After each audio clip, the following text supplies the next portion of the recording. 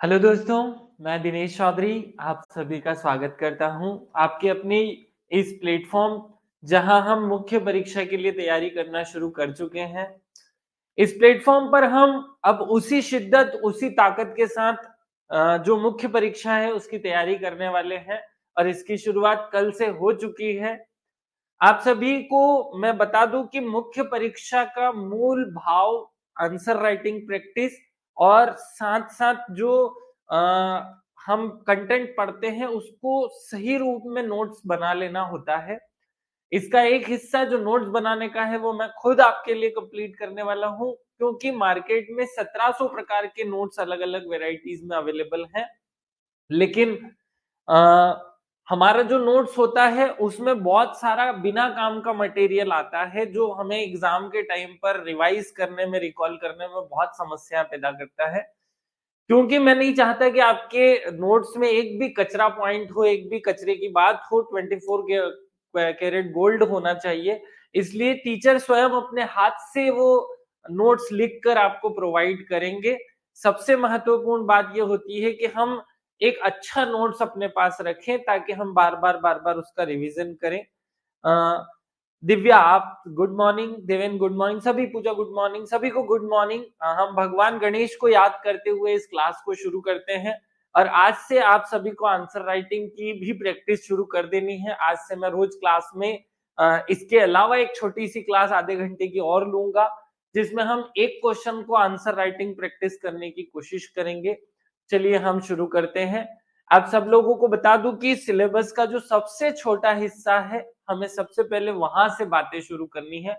और सिलेबस में सबसे छोटे हिस्से में सोशियोलॉजी, उद्यमिता ऐसे जो नए जोड़े गए सब्जेक्ट हैं वो आते हैं जहां से प्योरली क्वेश्चन हमें एग्जाम में बनते हैं और वो सीधे बहुत इंपॉर्टेंट नंबर दिलाते हैं। जो तीसरे पेपर में साइंस वाला पोर्शन है वो भी बहुत छोटा है जिसे आज से आप लोगों को क्लास के रूप में प्रोवाइड किया जाएगा। चलिए हम आज के क्लास को शुरू करते हैं भगवान श्री गणेश को नमन करते हुए, श्री गणेशाय नमः बोलते हुए और मेरे शिक्षक सुरेश पटेल सर को याद करते हुए मूल विषय पर आते हैं। हमारे सिलेबस में फोर्थ पेपर का जो पहला हिस्सा है उसमें लिखा हुआ है उद्यमिता की अवधारणा एवं विकास। इस पॉइंट को समझना है कि उद्यमिता की अवधारणा एवं विकास जो पॉइंट है इसका अर्थ क्या है। कल हमने आप सभी को उद्यमिता क्या होती है केवल ये समझाने की कोशिश की। हमने कॉन्सेप्ट को समझा कि उद्यमिता क्या है। उद्यमिता क्या होती है भाई? तो उद्यमिता का अर्थ होता है कि जब हम नया कोई बिजनेस, नया कोई उद्योग, नया कोई धंधा शुरू करते हैं तो व्यक्ति का वह गुण जो उसे नया उद्योग या जोखिम उठाकर नया उद्योग खोलने की अनुमति देता है, उसके अंदर वो जो गुण है उसे ही हम उद्यमिता का गुण कहते हैं, वही उसकी उद्यमिता है। उद्यमिता का वो वाला जो लेक्चर है वो आप बहुत अच्छे से, अगर आपको क्लियर नहीं है तो एक बार और देखिएगा और फिर भी क्लियर नहीं है तो आप मुझसे क्लास में प्रश्न पूछ सकते हैं। अगर जरूरत लगेगी तो मैं फिर से समझाऊंगा। हमें वो पॉइंट बहुत अच्छे से क्लियर करना है क्योंकि आज हम दूसरे पॉइंट उद्यमिता की अवधारणा पर चलने वाले हैं। हमारे सिलेबस में पहले नंबर पे यही लिखा हुआ है उद्यमिता की अवधारणा एवं महत्व। आज हम इस पूरे टॉपिक को पढ़ लेंगे तो चलिए शुरू करते हैं उद्यमिता की अवधारणा एवं महत्व को पढ़ना। हमने उद्यमिता की अवधारणा को दो रूपों में पढ़ना है। सबसे पहले तो बच्चे को, स्टूडेंट को यह समझ में आना चाहिए कि अवधारणा शब्द का क्या मतलब होता है। क्योंकि हम जब अवधारणा पढ़ते हैं तो हम अवधारणा पढ़ने से पहले ये तो समझे कि अवधारणा का अर्थ क्या होता है। भाई हमें उद्यमिता की अवधारणा पढ़नी हो या हमें मानव शरीर की अवधारणा पढ़नी हो या हमें किसी भी चीज की अवधारणा, अर्थशास्त्र की अवधारणा पढ़नी हो, हमें सबसे पहले यह तो क्लियर होना चाहिए कि अवधारणा, इंग्लिश में जिसे हम कॉन्सेप्ट कह देते हैं, ये कॉन्सेप्ट होता क्या है। इसको अपने दिमाग में सेट करने की कोशिश कीजिए कि ये कॉन्सेप्ट या अवधारणा शब्द का मतलब क्या होता है। आपकी कॉमन भाषा में कॉन्सेप्ट शब्द का मतलब होता है वो चीज क्या है। हमारी ये कॉमन भाषा में उसका अर्थ है जहां हम उस शब्द का अर्थ बता देते हैं कि ये चीज है।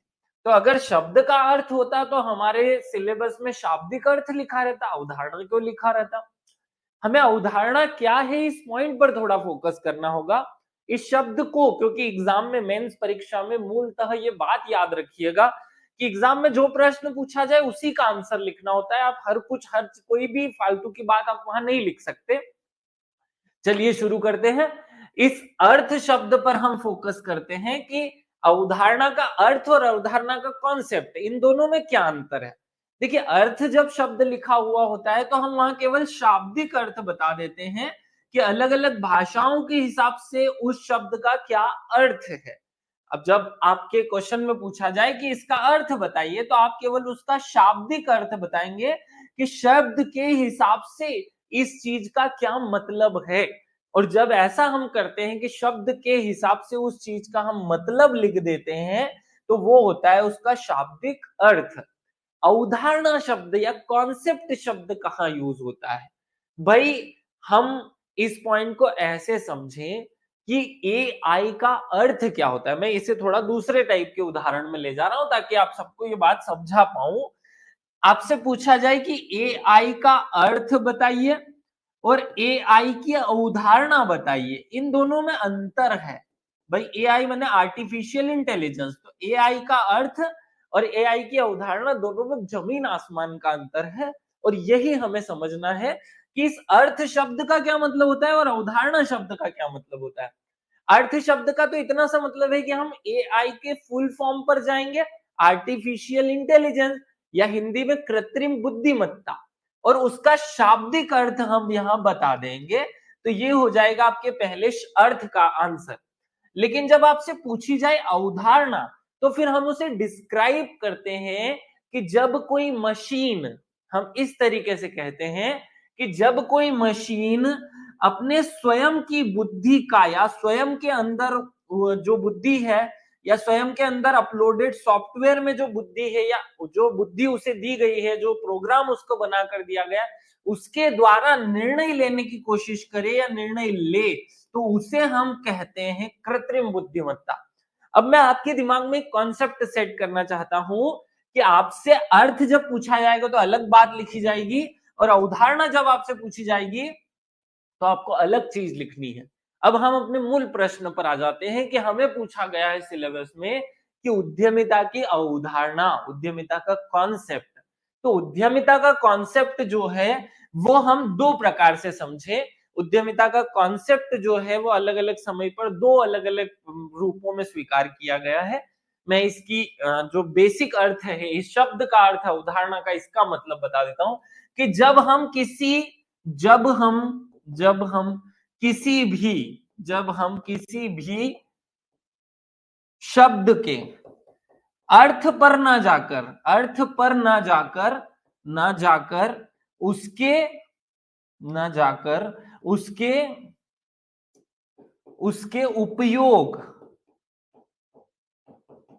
या उसके महत्व या वह क्यों है, वह क्यों बनाया गया, इस शब्द का उत्तर देने की कोशिश करते हैं, तो हम असली में उस अवधारणा को प्रेजेंट करते हैं।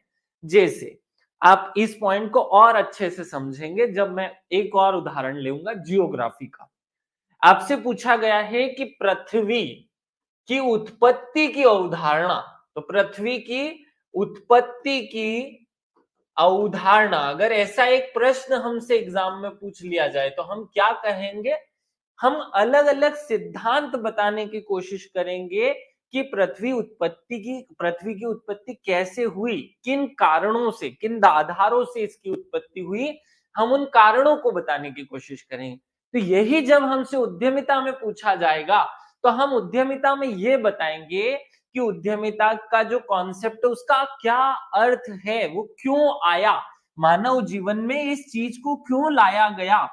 हम यहां लिखने की कोशिश करेंगे कि मानव जीवन में यह क्यों आया, यह क्यों लाया गया, हमें क्यों लाना पड़ा इस कॉन्सेप्ट को, हमें इस चीज को क्यों पैदा करना पड़ा। जब हम इस बात का अर्थ बताते हैं तो वहां हम उसकी अवधारणा को प्रेजेंट करने लग जाते हैं। अर्थात हमें उद्यमिता की अवधारणा में उद्यमिता क्यों आई, उद्यमिता का क्या कारण था पैदा होने का, जब हम उसके पैदा होने का कारण बताते हैं तो फिर हम कहने लग जाते हैं कि ये उसकी अवधारणा है। शायद आपके सबके दिमाग में एक छोटा सा कॉन्सेप्ट मैं सेट कर पाया कि अवधारणा या कॉन्सेप्ट का मतलब क्या होता है। यहाँ मतलब से ज्यादा अर्थ है कि हमें जब ये ऐसा कोई प्रश्न एग्जाम में पूछ लिया जाएगा तो हमें क्या लिखना होता है, हम उसमें क्या लिखते हैं। तो थोड़ी सी एक बार कमेंट करके मुझे बता दें कि क्या आपके दिमाग में एक छोटा सा पॉइंट अवधारणा इस शब्द का अर्थ क्लियर हो गया। क्योंकि मैं अभी इस टॉपिक पर नहीं जा रहा हूं कि हमें उद्यमिता की अवधारणा में क्या लिखना है। अभी मैं केवल आपके दिमाग में, क्योंकि हमारे मार्केट में बहुत सारे नोट्स अवेलेबल हैं और आप अगर देखेंगे तो वहां कुछ तो भी लिख दिया गया है। और जब कुछ तो भी लिख देने की स्थिति तब उत्पन्न होती है जब आपको असली में पता ही ना हो कि यहाँ लिखना क्या चाहिए, यहाँ क्या लिखा होना चाहिए था। तो फिर जो लिख दिया जाता है वो आप स्वीकार करके पढ़ने लग जाते हैं। अब हमारे सामने ऐसी स्थिति ना हो कि जब भाई अवधारणा हमसे पूछी जाए, अब हम उद्यमिता की अवधारणा में क्या लिखेंगे इस पॉइंट पर आते हैं।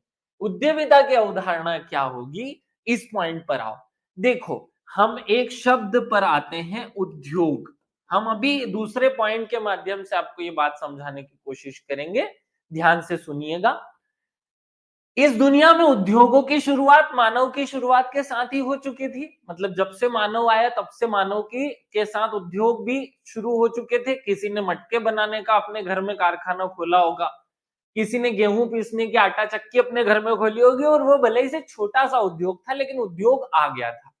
लेकिन वास्तव में स्वीकार किया जाता है कि उद्योग वो होता है जो बड़े पैमाने पर उत्पादन करता है। बड़े पैमाने पर उत्पादन करे वही उद्योग है, ऐसा माना जाता है। तो ये मानने का कॉन्सेप्ट, तो असली में उद्योग खुलने की कॉन्सेप्ट कहां से शुरू हुई। तो इंग्लैंड में जब औद्योगिक क्रांति होती है तो माना गया कि ये उद्योगों का कॉन्सेप्ट इंग्लैंड में जन्म लिया। या उद्योग भी एक चीज होती है, उद्योग भी एक अवधारणा है, उद्योग भी एक कॉन्सेप्ट है, इस रूप में इसे इंग्लैंड से शुरू माना गया। तो हर चीज इस दुनिया में बहुत पहले से थी, लेकिन उसने वास्तविक स्वरूप जो है वो हमारे आधुनिक इतिहास में लिया।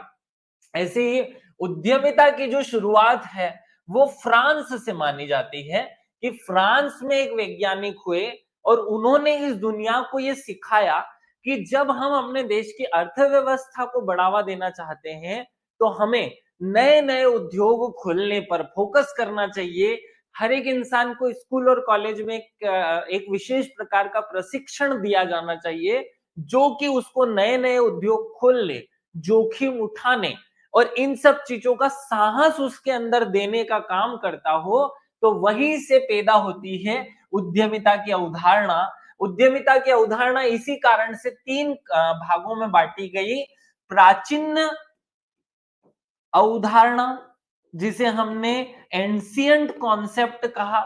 नव प्राचीन अवधारणा, नव प्राचीन अवधारणा वालों ने कुछ और माना कि भाई ये जो पुरानी अवधारणा थी उससे काम नहीं चलेगा, थोड़ा उसमें और जोड़ना पड़ेगा। और फिर तीसरे जो नए लोग आए उन्होंने कहा नहीं, आधुनिक या मॉडर्न आधुनिक अवधारणा चाहिए, आधुनिक अवधारणा जो है वो स्वीकार की जाएगी। और उन्होंने फिर अलग अलग तत्व बताए कि प्राचीन काल में उद्यमिता के अंदर ये चीजें शामिल होती थी। जो नया जो शुरू हुआ नव प्राचीन अवधारणा, उसमें थोड़ा सा कुछ नया और चीजें जोड़ दी गई और फिर आधुनिक अवधारणा में कुछ और चीजें जोड़ दी गई। और ये कॉन्सेप्ट कल हमने आपको समझाया कि प्राचीन अवधारणा का मानना था कि व्यक्ति केवल जोखिम उठा ले और किसी नए उठाकर जोखिम उठा करके किसी नए उद्योग की शुरुआत कर दे, तो वो कॉन्सेप्ट माना गया शुरुआत में, पहले एक दौर में जहां पर हमने कहा कि हाँ ये उद्यमिता है। और फिर थोड़े समय बाद केवल उद्योग खोल लेने को उद्यमिता की अवधारणा नहीं माना गया, उसमें जोड़ा गया कि नए खोलने के साथ साथ, नए उद्योग खोलने के स्थापित करने के साथ साथ उसका प्रबंधन भी अच्छा करना पड़ेगा, उससे लाभ कमा करके आपको देना पड़ेगा, तब उसे हम उद्यमिता का कॉन्सेप्ट कहेंगे। और वर्तमान में सतत विकास का जब कॉन्सेप्ट आ चुका है, पर्यावरण के जब कॉन्सेप्ट आ चुके हैं, मूल्य, मानव मूल्यों की जब बात होने लगी है, तो अब ये स्वीकार किया जाने लगा कि जब हम कहीं कोई नया धंधा खोलते हैं, नया उद्योग खोलते हैं और वहां हम इन सब चीजों का ध्यान रखते हैं, तो ही उसे उद्यमिता स्वीकार किया जाएगा, नहीं तो उसे उद्यमिता स्वीकार नहीं किया जाएगा। तो ये तीन अलग अलग जमानों में उद्यमिता के अंदर क्या क्या चीजें शामिल है, इस पर बात की गई और यही उद्यमिता की अवधारणा है। आपसे एग्जाम में दो प्रकार के प्रश्न पूछे जा सकते हैं, या तो यहां से आपसे सीधा 3 नंबर पे, 5 नंबर में, 7 नंबर में, या तो 2 नंबर में या 7 नंबर में क्वेश्चन पूछ लेगा कि भाई प्राचीन उदाहरणा का क्या अर्थ है, इसके सपोर्टिव जो हमारे अर्थशास्त्री है वो कौन कौन है। तो यहाँ से जो आपसे एग्जाम में प्रश्न पूछे जाएंगे वो 2 नंबर में कि प्राचीन उदाहरणा के समर्थक कौन कौन से अर्थशास्त्री हैं, नव प्राचीन उदाहरणा के समर्थक कौन से जो अर्थशास्त्री हैं वो हैं, आधुनिक जो कॉन्सेप्ट है उसके समर्थक कौन कौन से जो हमारे थिंकर्स हैं या अर्थशास्त्री हैं वो हैं। और ऐसे ही इसकी डीप में पूछा जाए कि नव प्राचीन उदाहरणा में कौन कौन से तत्व या कौन कौन सी चीजों को स्वीकार किया गया, या प्राचीन उदाहरणा का क्या अर्थ है। मैं इस टॉपिक को बस इतना ही करके खत्म नहीं करना चाहूंगा, मैं आपको उद्यमिता के डीप तक ले जाना चाहूंगा कि हमारे समाज जो समाजशास्त्री और अर्थशास्त्री, क्योंकि इस सब्जेक्ट में दोनों मिलेंगे आपको, उन्होंने उद्यमिता की अलग अलग परतें खोली, उन्होंने उद्यमिता को अलग अलग एंगल से देखा, और जब उन्होंने उद्यमिता को अलग अलग एंगल से देखा तो फिर बहुत सारी अवधारणाएं जन्म ली, तो उद्यमिता की 10 और अवधारणाएं स्वीकार की जाती हैं। अब हम आ जाते हैं उस विषय पर जो अभी आपको मैंने सामने रखा। उद्यमिता की अवधारणा 3 स्थिति में विकसित होती है। सबसे पहली अवधारणा प्राचीन अवधारणा कहलाई, दूसरी नव प्राचीन अवधारणा कहलाई, और तीसरी आधुनिक अवधारणा कहलाई। ये 3 प्रमुख अवधारणाएं हैं किस चीज की, उद्यमिता की, जो हमने कल भी समझ ली थी, और आज उसका एक बेसिक सा हमने अपने दिमाग में सेटअप जो है वो करने की कोशिश की कि हमारे दिमाग में इस कॉन्सेप्ट को और अच्छे से क्लियर किया जाए। तो 3 चरणों में ये अवधारणा विकसित होती है और 3 अलग अलग क्वेश्चन आपको यहां से बन सकते हैं। एक ओवरऑल प्रश्न भी बन सकता है कि उद्यमिता की अवधारणा के विकास पर प्रकाश डालिए, तब आपको ये तीनों ही अवधारणाओं को प्रेजेंट करना होगा। मैं चाहूं तो इस बात को यहां रोक करके खत्म कर सकता हूं, लेकिन मैं अपने बच्चों को पूरी तरह तैयार करना चाहूंगा, इसलिए मैं इस टॉपिक के दूसरे पक्ष को भी आप सबको दिखाता हूं कि अलग अलग थिंकर्स होते हैं, अलग अलग समाज शास्त्री होते हैं, अलग अलग अर्थशास्त्री होते हैं, और वो किसी भी एक चीज में अलग अलग दिशाएं देखने की कोशिश करते हैं, अलग अलग महत्व, अलग अलग उसका इंपॉर्टेंस बताते हैं, जिस आधार पर उसकी अवधारणाएं अलग अलग रूप में भी स्वीकार की जाती हैं। और इस आधार पर जब आप जाते हैं, तो जैसे हम आप सीधा बोल लें कि वनों का वर्गीकरण जब आपसे पूछा जाता है, तो आप क्या कहते हैं कि वनों का वर्गीकरण किया जा सकता है अलग अलग प्रकार से। वनों का वर्गीकरण आप पहला कर सकते हैं, उसमें कौन कौन से वृक्ष पाए जाते हैं, तो फिर आप 3 प्रकार का वर्गीकरण करते हैं, सागौन के वृक्ष, सागौन के वन, साल के वन और मिश्रित वन, आप ऐसा कहते हैं।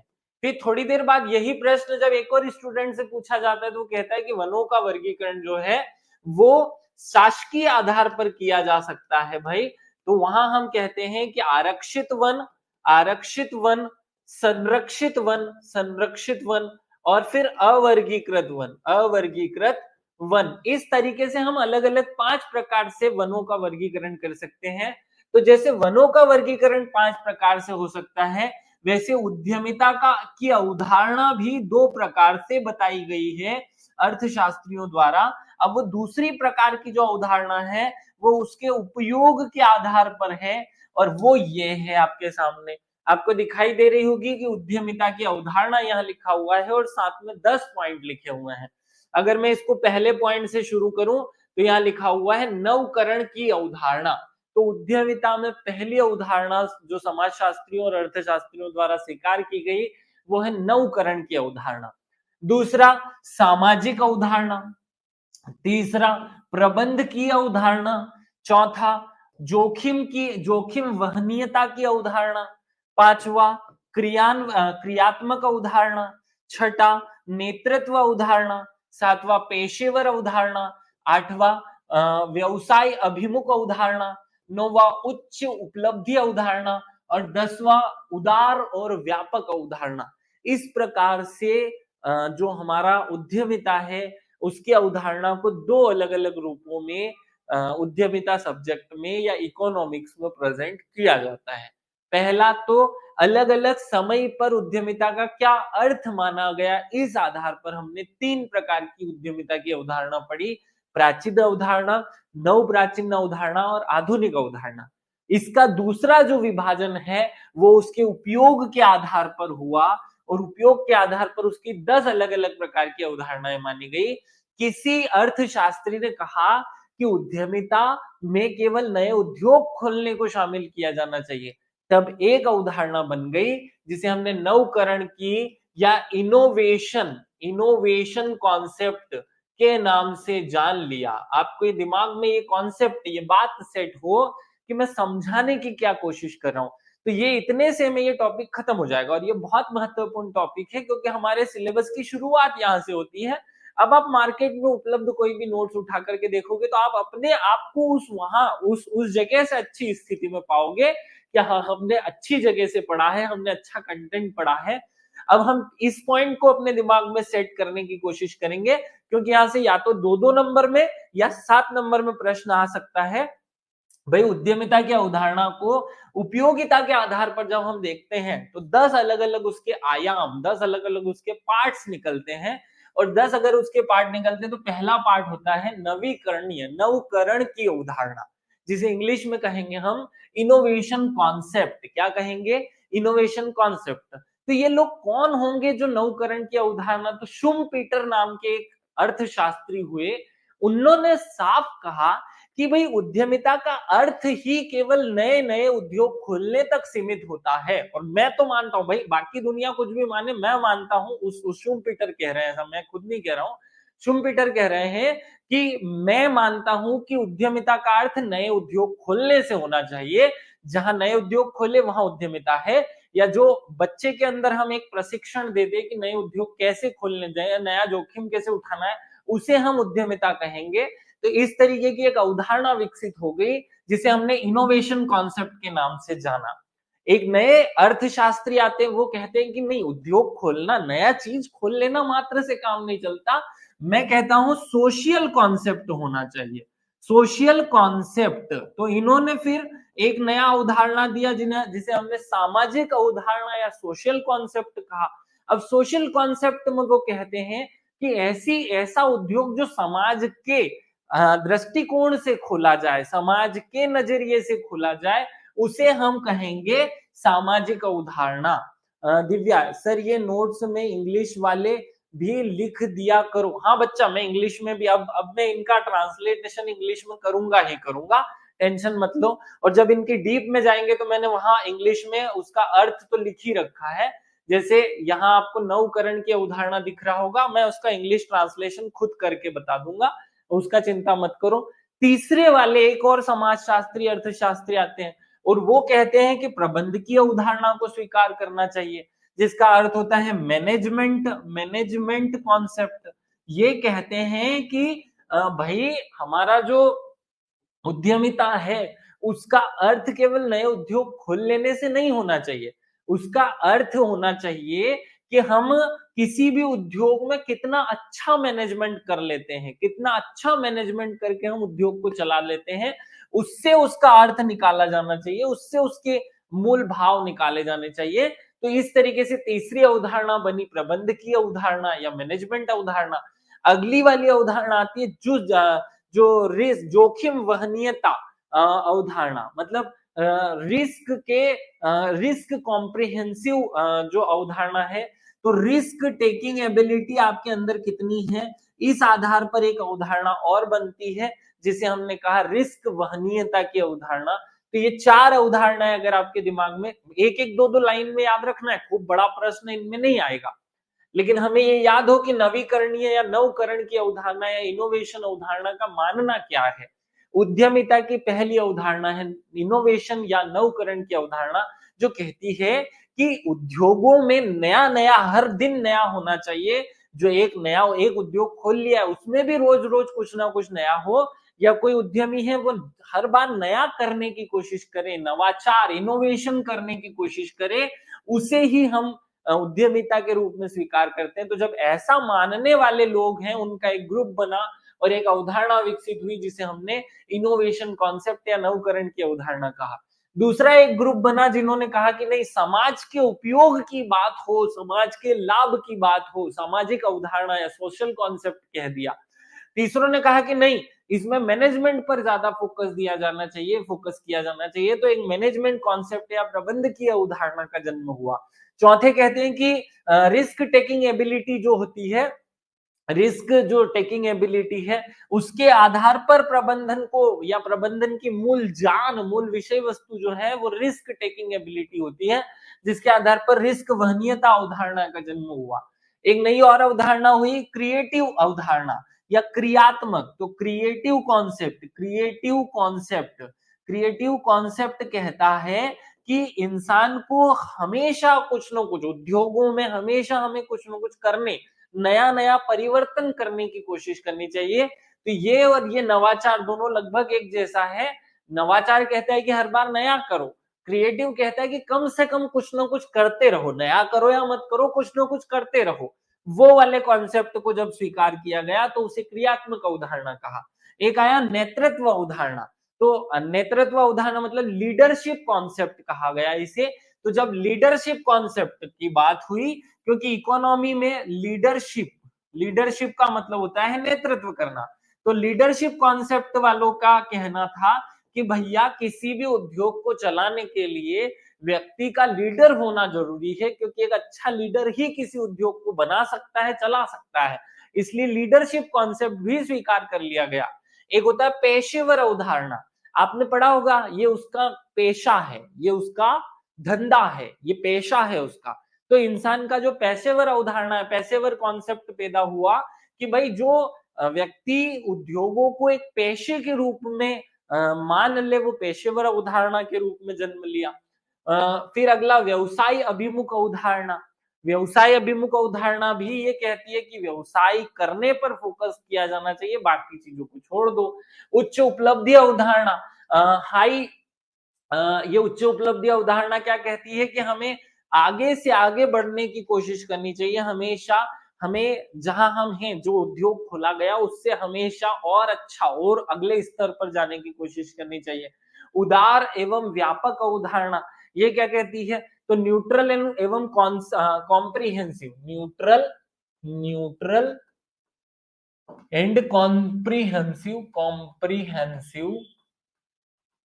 कॉन्सेप्ट। ये क्या कहता है, तो ये कहता है कि भैया हमें उसे विस्तारित करने पर, देखिए ये कह रहा है उदार एवं व्यापक अवधारणा या न्यूट्रल एवं कॉम्प्रिहेंसिव, कि जो उद्यमी होता है उसके बहुत सारे सहयोगी होते हैं, वो उनके साथ उदार व्यवहार करता है, उनके उनके साथ मालिक जैसा व्यवहार नहीं करता, और हमेशा अपने उद्योग को बढ़ाने, उसे और विस्तार देने, उसे और कॉम्प्रिहेंसिव बनाने की कोशिश करता है, उसका विस्तार करने की कोशिश करता है। तो ऐसी अवधारणा जो मानी गई उसे हमने उदार एवं व्यापक अवधारणा में शामिल किया। शायद आपके दिमाग में एक छोटी सी बात इतनी देर में समझ में आई होगी कि हम जो टॉपिक पढ़ रहे हैं उद्यमिता की अवधारणा, उसमें हमें दो अलग अलग कॉन्सेप्ट सोचने हैं। पहला समय के साथ, तो उद्यमिता की पहली अवधारणा हुई प्राचीन, नवप्राचीन और आधुनिक, और इनकी कुछ ना कुछ मान्यताएं रही। फिर हमने दूसरा पॉइंट खुला कि उपयोग के आधार पर भी हो सकता है, और वहां हमने पढ़ा नवकरण की अवधारणा, फिर हमने पढ़ा सामाजिक अवधारणा। अब इनकी डीप में जाकर दो दो बातें मैं आपको सबकी बता देता हूँ। अगर क्वेश्चन आपसे 11 नंबर 10 नंबर में पूछा जाए, मतलब बड़े क्वेश्चन के रूप में पूछा जाए, तो अगर वो पूछ ले कि उपयोगिता के आधार पर आप अवधारणा, उद्यमिता की अवधारणा को प्रेजेंट करो, तो आप फिर ये पूरे पॉइंट्स को दो दो तीन तीन लाइन में बताएंगे। और अगर वो आपसे कुछ ना पूछे, वो कह दे कि उद्यमिता की अवधारणा को स्पष्ट करो, तो फिर आप प्राचीन, नव प्राचीन और आधुनिक जो अवधारणा चलती है उसे प्रेजेंट करेंगे, जो कल हमने समझी थी। अब मैं इनके एक एक की डीप में जाकर के आपको बात समझाने की कोशिश करता हूँ। आपको शायद दिखाई दे रहा होगा ये पहला वाला जो पॉइंट है, उद्यमिता के संबंध में दी गई अवधारणा है। तो यहाँ लिखा हुआ है कि उद्यमिता के लिए कौन कौन से कॉन्सेप्ट प्रचलन में है, विभिन्न विद्वानों, विभिन्न जो इकोनॉमिस्ट हैं उनके विचार, तो उनके हिसाब से अलग अलग अवधारणाएं विकसित होती है। पहली अवधारणा क्या है, जिसको हम कहते हैं नवकरण की अवधारणा या इनोवेशन कॉन्सेप्ट। ये किसने दिया? उद्यमिता में नवकरण या इनोवेशन का कॉन्सेप्ट दिया एक व्यक्ति ने, जिनका नाम है शुम्पीटर। क्या नाम है? Joseph Schumpeter. उनका पूरा नाम है जोसेफ शुम्पीटर। जोसेफ शुम्पीटर कहते हैं कि उद्यमिता का मुख्य गुण नव प्रवर्तन अर्थात इनोवेशन है। क्या है? उद्यमिता का मूल भाव ही इनोवेशन है। इसकी मुख्य बात है, मुख्य गुण इनोवेशन है, करने की योग्यता या क्षमता है। तो अगर हम कहें कि उद्यमिता का तो इसको हम इस रूप में प्रेजेंट कर लेंगे कि उद्यमिता का मेन जो क्वालिटी होता है, एक उद्यमिता के अंदर मूल मेन जो फोकस क्वालिटी होगी वो इनोवेशन करने की होगी, ऐसा शुम्पीटर कहते हैं। और उनका कोटेशन बहुत प्रचलन में है। इस अवधारणा के समर्थक विद्वान रहे शुम्पीटर, और वो कहते हैं उनके अनुसार उद्यमिता एक नव प्रवर्तनकारी कार्य है और यह स्वामित्व की अपेक्षा नेतृत्व का कार्य है। ये कहते हैं, देखो इनका कोटेशन जरूर लिखना, जब भी आप एग्जाम में बात करो तो इनके कोटेशन पर बात करना। वो कह रहे हैं उद्यमिता एक नव प्रवर्तनकारी कार्य है, मतलब entrepreneurship is a innovative work, innovation work. ये पहली लाइन का अर्थ है। पहली लाइन को हम इस रूप में लिखें कि entrepreneurship is a innovation work, यह स्वामित्व के अपेक्षा नेतृत्व का कार्य है। मतलब ये मालिक बनने से ज्यादा, इसका अर्थ बता रहा हूं, ये मालिक बनने से ज्यादा उसको लीडर बनने या उसके लीडर बन करके उस धंधे को चलाने का काम है। मालिक बन करके आप काम करोगे तो आप कुछ नहीं करोगे, आप बैठे रहोगे और केवल ऑर्डर दोगे। नेतृत्व करोगे तो आप खुद करोगे भी और करवाओगे भी, वो वाला भाव यहाँ कहा जा रहा है। तो हमें ये शुम्पीटर का सेंटेंस भी याद रखना है अगर रख सके तो, और नहीं भी, वैसे इतना डीप में जाने की जरूरत नहीं है, लेकिन मैं आपको समझाना चाहता हूं इसलिए थोड़ा डीप जा रहा हूं। वो कहते हैं उद्यमिता वास्तव में नव प्रवर्तन को प्रोत्साहित करती है। उद्यमिता अपने व्यवसाय में नई तकनीक एवं नए परिवर्तन करके व्यवसाय में और ज्यादा लाभ कमाने की, और ज्यादा नया नया करने की कोशिश करती है। इसलिए उद्यमिता की मूल अवधारणा होती है नव प्रवर्तन की अवधारणा। तो ये आपको नव प्रवर्तन की अवधारणा याद रखनी है। नव प्रवर्तन की अवधारणा शुम्पीटर द्वारा दी गई, और वो कहते हैं कि नया करो, नया करो, नया करो, नवाचार, इनोवेशन को बढ़ावा दो, वही नवकरण की अवधारणा है। वो तो यूं कह देते हैं कि उद्यमिता का अर्थ ही नवाचार है, इनोवेशन है। एंटरप्रेन्योरशिप का अर्थ एंटरप्रेन्योरशिप है ही नहीं। वो कहते हैं कि एंटरप्रेन्योरशिप का अर्थ ही इनोवेशन है। तो ये शुम्पीटर का कहना था, और एक कॉन्सेप्ट आपको सेट हुआ। अब हम अगली बात पे चलते हैं। दूसरा है सामाजिक अवधारणा। सामाजिक अवधारणा या सोशल जो कॉन्सेप्ट है वो क्या कहता है? तो सोशल कॉन्सेप्ट या सामाजिक अवधारणा, यह अवधारणा उद्यमिता को एक सामाजिक क्रिया या एक सोशल प्रोसेस मानती है। यह कॉन्सेप्ट, यह उदाहरणा उद्यमिता को एक सामाजिक प्रक्रिया बताती है। इसको इंग्लिश में कहेंगे कि ये कॉन्सेप्ट जो है, ये कॉन्सेप्ट एंटरप्रेन्योरशिप को एक सोशल प्रोसेस के रूप में मानता है, जो समाज से प्रभावित होता है तथा समाज को प्रभावित करता है, which affect with society and which also affect to society. मतलब खुद भी समाज जो है वो इस उद्यमिता से प्रभावित होता है, और उद्यमिता समाज को प्रभावित भी करती है। इसलिए ये जो कॉन्सेप्ट है ये पूरी तरह सोसाइटी को बीच में रखता है, सोशल बातों को शामिल करता है कि कोई भी उद्योग खोलना है तो उसमें वो जो नया उद्योग खोला जाएगा, जो नया एंटरप्रेन्योरशिप होगा, वो सोसाइटी को भी इफेक्ट करेगा, और सोसाइटी भी नए उद्योग को इफेक्ट करती है। कैसे? इसका अर्थ बताते हुए जो अर्थशास्त्री वो कहते हैं कि भैया आप अमेरिका में जाओगे तो अमेरिका का जो सोसाइटी है उसी के हिसाब से तो वहां इनोवेशन होगा, वहां उद्योग या एंटरप्रेन्योरशिप वहां सोसाइटी से प्रभावित होगी। आप भारत की सोसाइटी में आओगे तो भारत की जो सोसाइटी वो एक रूढ़िवादी सोसाइटी है। वो कैसी सोसाइटी है कि वो जमाने से जो चला आ रहा है उसको ज्यादा फोकस करती है, इसलिए यहाँ आपको उद्यमिता कम देखने को मिलेगी। तो मतलब एंटरप्रेन्योरशिप पूरी तरह जो है वो सोसाइटी से प्रभावित होती है, सोसाइटी से इफेक्ट होती है। इसलिए एक नया कॉन्सेप्ट आया जिसे हमने सोशल कॉन्सेप्ट के रूप में स्वीकार किया। उद्यमिता सामाजिक जीवन की पृष्ठभूमि पर आधारित होती है। माने entrepreneurship depend on a social background की समाज का जैसा स्वरूप है वैसी ही एंटरप्रेन्योरशिप की स्थिति होगी। किसी भी औद्योगिक समाज में उद्यमी कार्यों की गतिविधि श्रेष्ठ कार्य संस्कृति के निर्माण को प्रोत्साहित करती है। माने ये कहा जा रहा है कि किसी भी औद्योगिक समाज में इन एनी इंडस्ट्रियल जो सोसाइटी है, अब देखो भारत की जो सोसाइटी है वो एग्रीकल्चर सोसाइटी बोली जाती है। अमेरिकन या इंग्लैंड की जो सोसाइटी है उसे इंडस्ट्रियल सोसाइटी कहा जाता है। जैसे भारत की रीढ़ कहा जाता है एग्रीकल्चर को, वैसे ही अमेरिका या इंग्लैंड ऐसे जो देश है यूरोपियन कंट्रीज है उनकी रीढ़ है उद्योग। क्योंकि उद्योग नहीं होंगे, इंडस्ट्रीज नहीं होगी तो वो देश होंगे ही नहीं। तो क्योंकि उनका निर्माण उन्होंने अपने आप को इस्टेब्लिश ही उद्योगों के दम पे किया। भारत ने अपने आप को कृषि एग्रीकल्चर के दम पर इस्टेब्लिश किया। तो ये पॉइंट आपको समझ में आ रहा होगा शायद कि उद्यमिता जो है एंटरप्रेन्योरशिप जो है वो सोसाइटी से प्रभावित होती है और सोसाइटी को प्रभावित भी करती है। तो एंटरप्रेन्योरशिप में उन पॉइंट्स को, उन चीजों को, उन प्रोसेस को शामिल किया जाना चाहिए जो समाज के अनुरूप हो, समाज के हिसाब से हो। इसलिए सोशल अवधारणा का जन्म हुआ।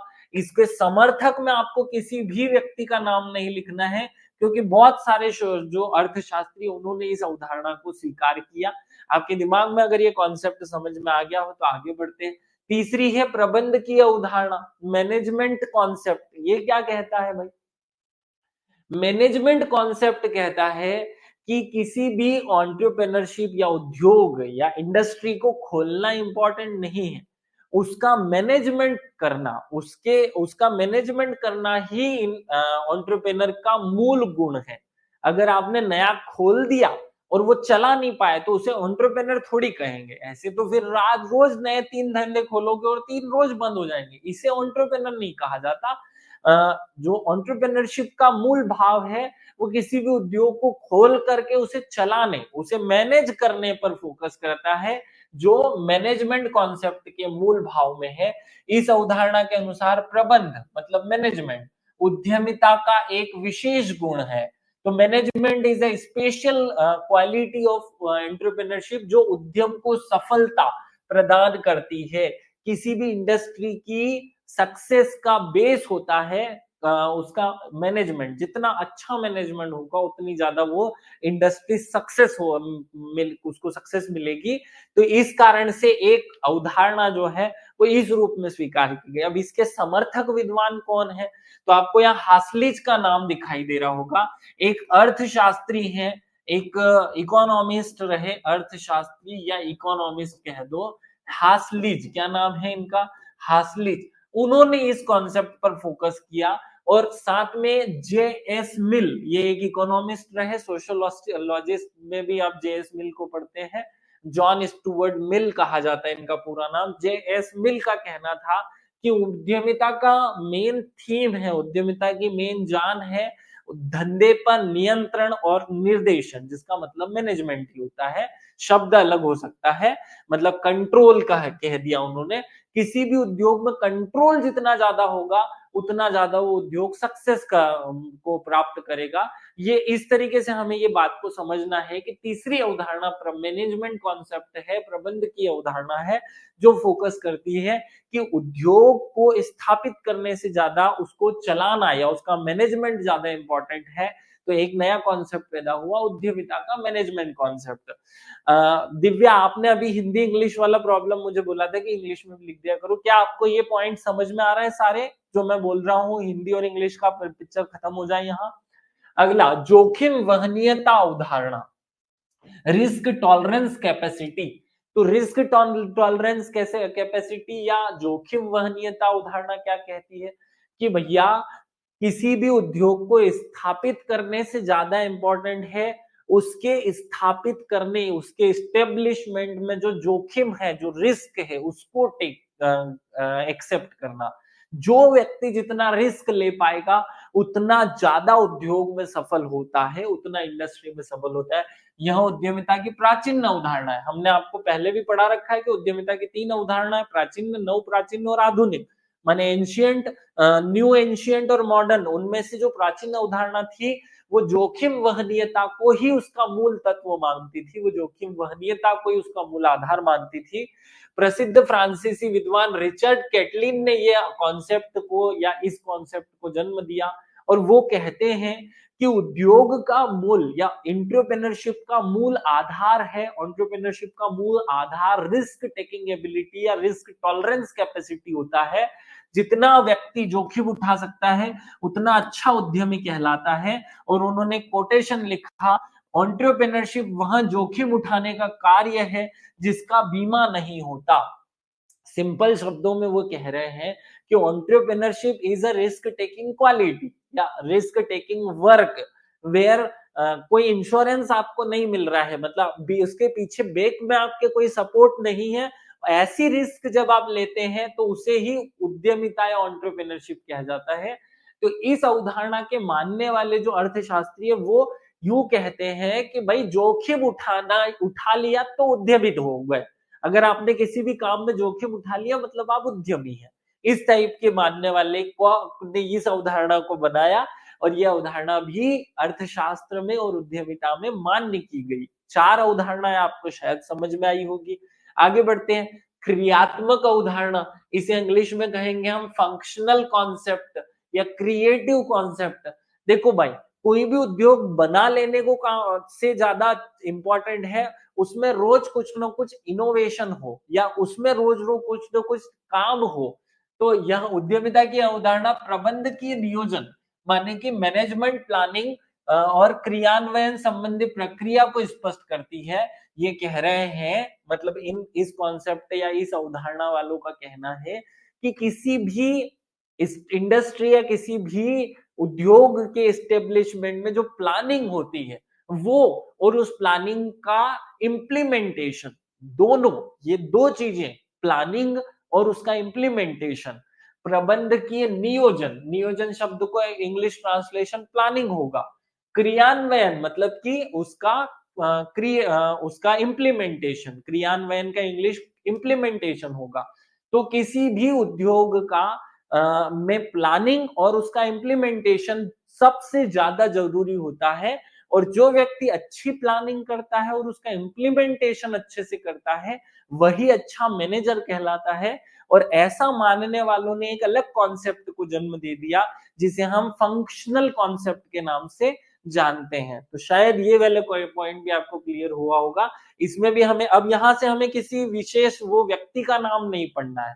अगले वाले जो है वो लीडरशिप कॉन्सेप्ट को मानते हैं कि भाई मैनेजमेंट जो उद्यमिता या एंटरप्रेन्योरशिप का मूल गुण होता है लीडरशिप। जो जितना अच्छा लीडर वो उतना अच्छा उद्यमी। ये मानने वाले लीडरशिप अवधारणा को मानते हैं। उद्यमिता एक नेतृत्वकारी अवधारणा है, मतलब entrepreneurship is a leadership concept जो उद्यमी को व्यापार की स्थापना से लेकर संचालन संबंधी विभिन्न कार्यों को संपादित करने के गुण प्रदान करती है। तो ये लोगों का कहना है कि भाई आप में बहुत सारा कुछ क्वालिटी चाहिए ही नहीं, केवल एक क्वालिटी लीडरशिप क्वालिटी होगी तो आप नए नए उद्योग खोल पाएंगे। तो ये वाले लोगों की दिशा ही अलग है, वो केवल और केवल लीडरशिप क्वालिटी को या लीडरशिप को ही इंसान के अंदर उद्यमिता होने का गुण मान लेते हैं। ऐसे मानने वालों को हम लीडरशिप कॉन्सेप्ट के अंदर पढ़ते हैं। बहुत डीप में इनको पढ़ने की कोशिश नहीं करनी है, थोड़ा बस अर्थ वर्थ समझ लो।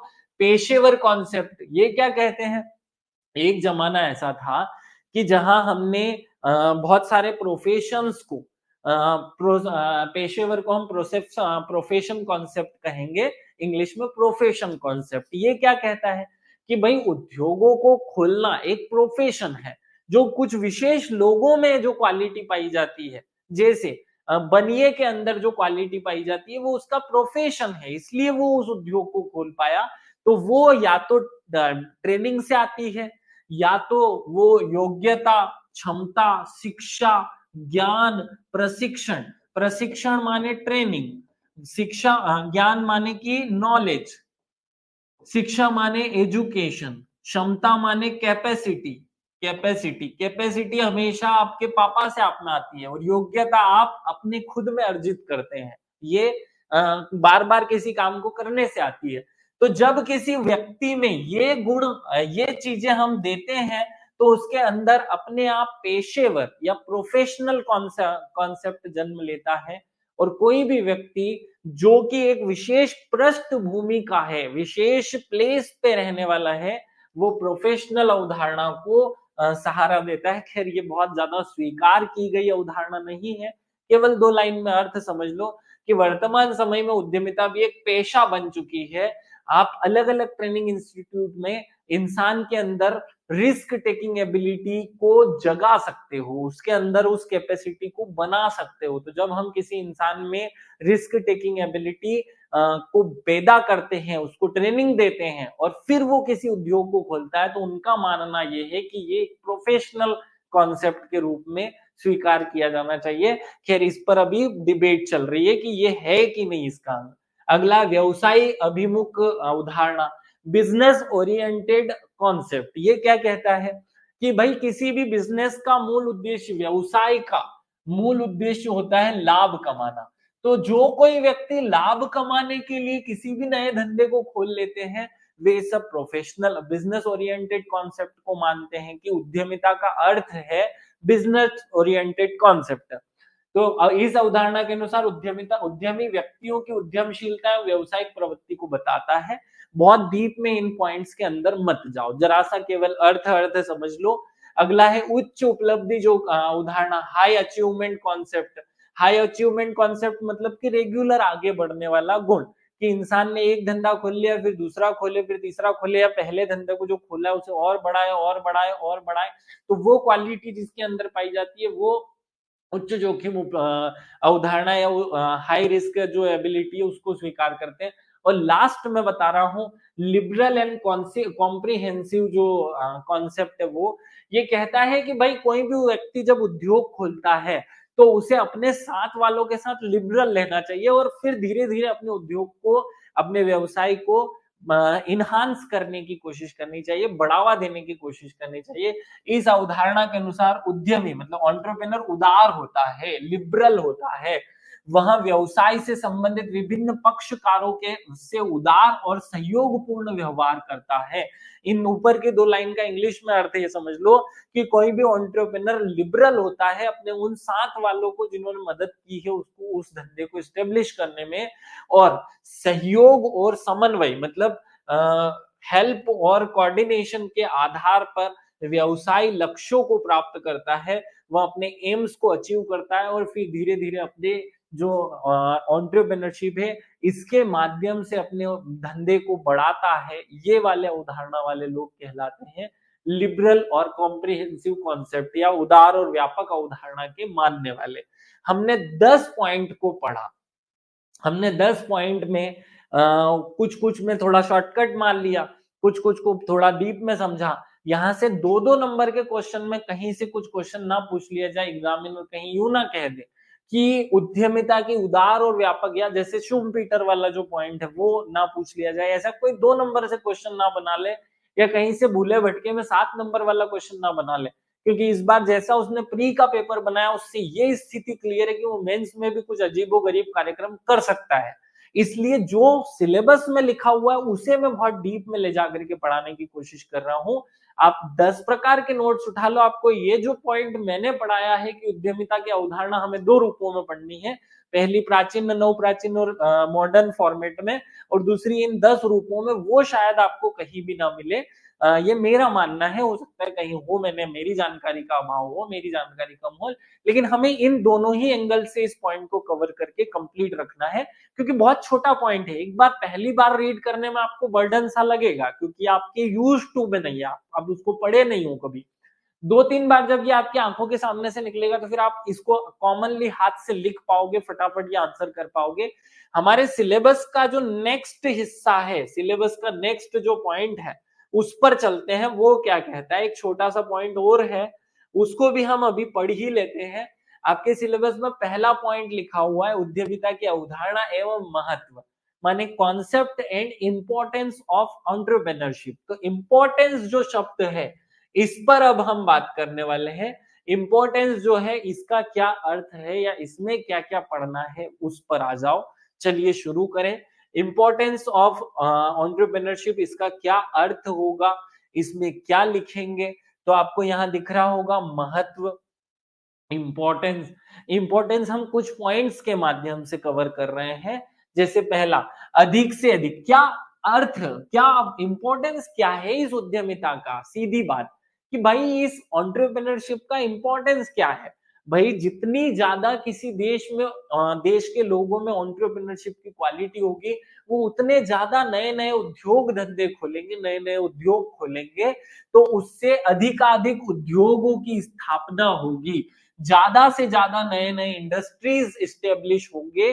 तो ज्यादा से ज्यादा जब इंडस्ट्रीज स्टेब्लिश होंगे, वो इसका पहला क्वालिटी होगा, इंपॉर्टेंस होगा। एंटरप्रेन्योरशिप जितनी ज्यादा, उतना ज्यादा इंडस्ट्रीज, उतनी ज्यादा नए नए इंडस्ट्रीज खुलेंगे।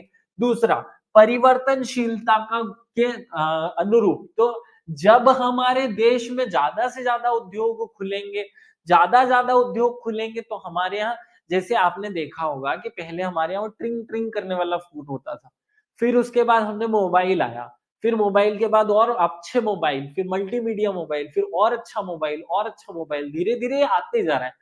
ये क्यों आ रहा है? क्योंकि ज्यादा से ज्यादा इनोवेशन हो रहा है, ज्यादा से ज्यादा एंटरप्रेन्योर आ रहे हैं। जितनी ज्यादा एंटरप्रेन्योरशिप बढ़ रही है, उतने ज्यादा परिवर्तन हमारे यहाँ आपको देखने को मिल रहे हैं। फिर समाज के प्रति उत्तरदायित्व, तो धीरे धीरे जब हम एंटरप्रेन्योरशिप को बढ़ाते हैं या किसी देश में एंटरप्रेन्योरशिप बढ़ती है, तो वो समाज में, समाज को उत्तरदायी समाज में बदल देती है, क्योंकि फिर समाज में सुधार करने के लिए भी एंटरप्रेन्योरशिप आने लगती है। और आजकल का जो एंटरप्रेन्योरशिप का कॉन्सेप्ट है, वो ये कहता है कि समाज में मूल्यों के मतलब समाज की वैल्यूज के साथ में आपको जो है कोई भी नया धंधा खोलना है, इसलिए ये भी इंपॉर्टेंट है। सामाजिक उपयोगिता, अभी केवल रीड बस कर लो इसको, समाज के प्रति उत्तरदायित्व, सामाजिक उपयोगिता, क्योंकि इनको याद करने के लिए मैं आपको फिर दूसरे तरीके से बताऊंगा, जैसे यह इस रूप में आपके सामने एक बार फिर से यही पॉइंट लिखे हुए हैं जो याद करने।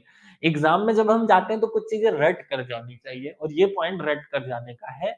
Importance of, importance of entrepreneurship है ना, तो ये एंटरप्रेन्योरशिप का इंपॉर्टेंस जो है, वो इन शॉर्ट में जो 10 पॉइंट हमें रट करके रखने हैं, वो पहला पॉइंट है रोजगार के अवसरों में वृद्धि। जब किसी देश में एंटरप्रेन्योरशिप खूब होती है, तो वहां इंक्रीज इन एम्प्लॉयमेंट होता है, बार बार, मतलब बहुत ज्यादा इंक्रीमेंट देखा जाता है एम्प्लॉयमेंट में। तो इंक्रीज इन एम्प्लॉयमेंट, ये इसका पहला इंपॉर्टेंस है। फिर इनोवेशन को इनहांस करती है, इनोवेशन को बढ़ावा देती है, इनोवेशन को बहुत ज्यादा वो इंपॉर्टेंस देने लग जाती है। तो नवाचार को प्रोत्साहन, फिर महत्वाकांक्षी बनाना। भाई इंसान तो 2 रोटी खा के भी खुश हो जाता है, क्योंकि उसको 2 रोटी और थोड़ी सी सब्जी मिल गई तो वो अपना पेट भर लेगा और फिर वो पलंग पर सो करके खुश है।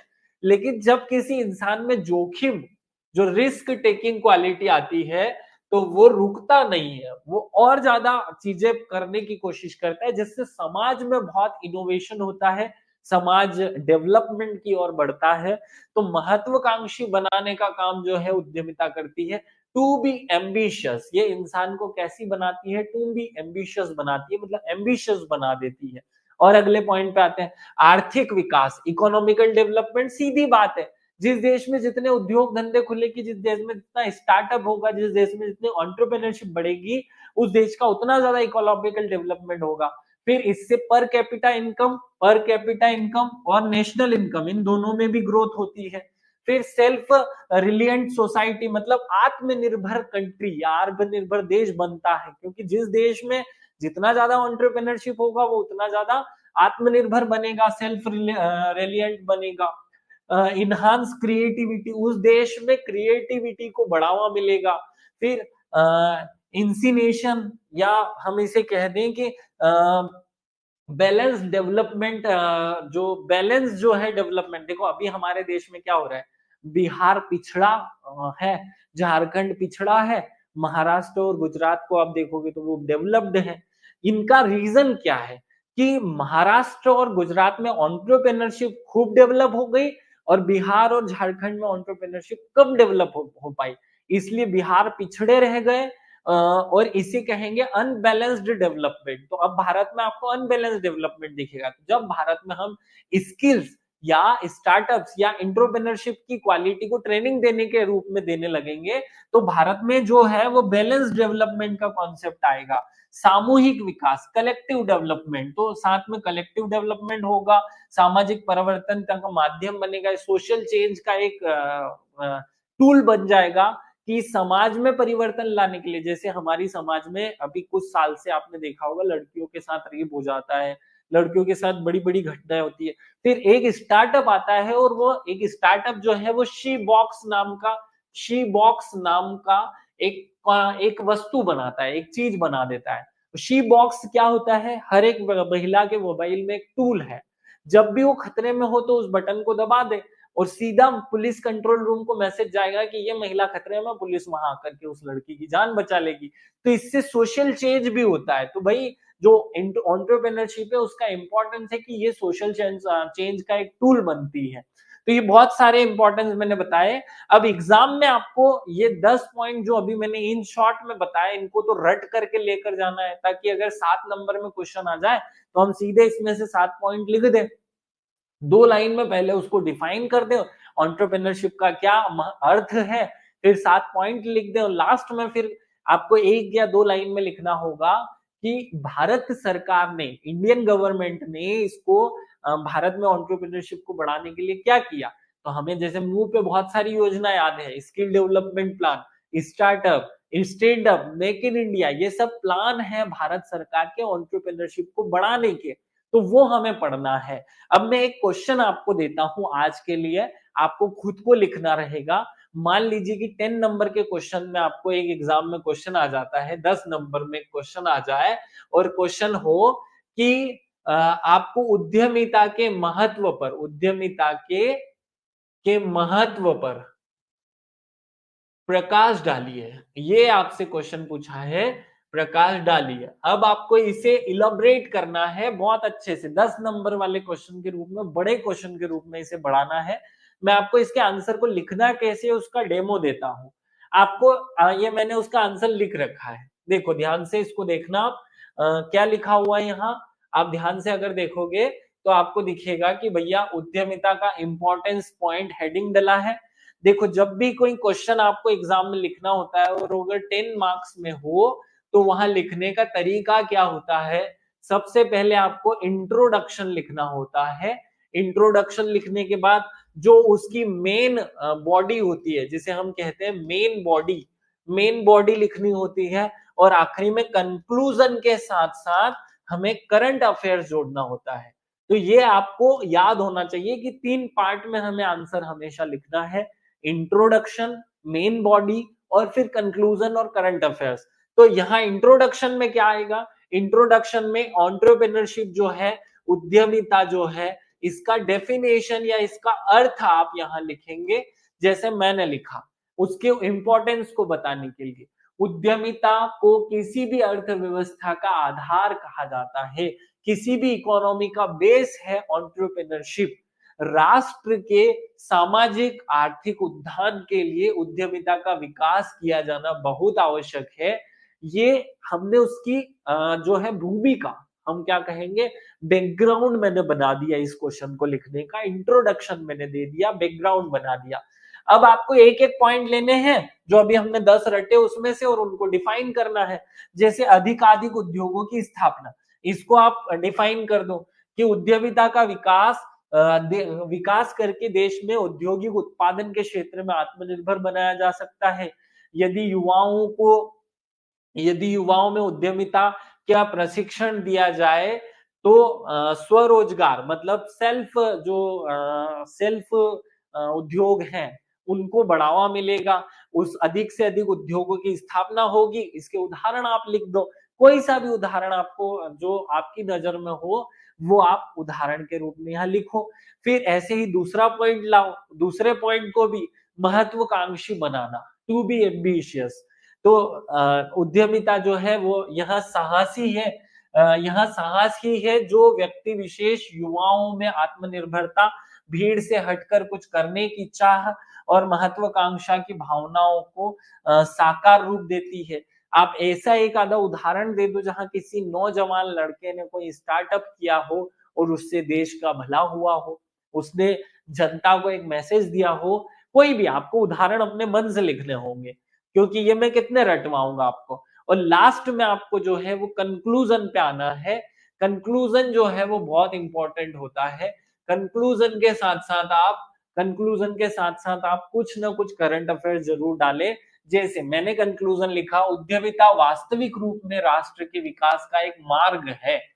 उद्यमिता मतलब entrepreneurship is a way to develop any country, ये पहला पॉइंट लिखा हुआ है।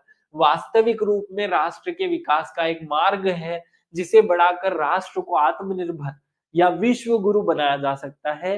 We can make India world leader in after developing या डेवलपिंग अपनी एंटरप्रेन्योरशिप, ये पॉइंट हमें ऐड करना है। फिर हमने कुछ एग्जांपल दे दिए कि वर्तमान सरकार जो आज की गवर्नमेंट है उसने startup, stand up, make in India या कौशल विकास या स्किल डेवलपमेंट प्लानिंग के माध्यम से भारत के युवाओं में एंटरप्रेन्योरशिप को बढ़ावा देने का काम किया, जिससे रिजल्ट भी आया।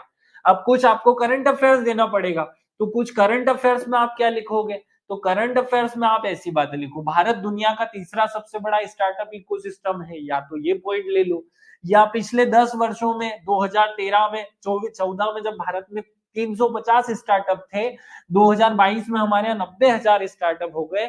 तो स्टार्टअप में हमारे यहाँ 300 गुना वृद्धि हुई, जिससे हमारी प्रति व्यक्ति आय, पर कैपिटा इनकम और नेशनल इनकम या जो जीडीपी ग्रोथ है वो बहुत ज्यादा बढ़ी। वर्तमान में मान्यता प्राप्त स्टार्टअप्स की संख्या 1,59,000 है 2025 में। तो इस तरीके से हमें कुछ आंकड़े, कुछ फिगर्स के माध्यम से करंट अफेयर्स जोड़ करके अपने कंक्लूजन को लिखना चाहिए। शायद मैं आप सबके दिमाग में एक बेसिक फीचर कि 10 मार्क्स के क्वेश्चन में लिखना कैसा होता है भैया। 10 मार्क्स के जो क्वेश्चन होते हैं उनके अंदर का मेन फॉर्मेट आप समझ लो। पहला आता है पार्ट इंट्रोडक्शन। इंट्रोडक्शन में आप उस क्वेश्चन में जो पॉइंट पूछा गया उसकी तारीफ करते हैं या उसका अर्थ बताते हैं। दूसरा जो पॉइंट आता है जिसे हम मेन बॉडी कहते हैं, तो मेन बॉडी में वो बात कही जाती है जो प्रश्न में पूछी है। जैसे प्रश्न पे अगर इंपॉर्टेंस पूछा है तो आप 5, 6, 7 पॉइंट से इंपॉर्टेंस बताइए। और लास्ट में आता है कंक्लूजन। तो कंक्लूजन में ही आप साथ में करंट अफेयर्स जोड़ते हैं और अपने क्वेश्चन को बेहतरीन से बेहतरीन बनाने की कोशिश करते हैं। ये एक खाका होता है, ये एक वो होता है ड्राफ्ट, जिससे हम किसी भी क्वेश्चन को अच्छे से अच्छा प्रेजेंट कर सकते हैं। मैं आशा करता हूं कि आप सब लोगों को ये पॉइंट बहुत अच्छे से समझ में आया होगा।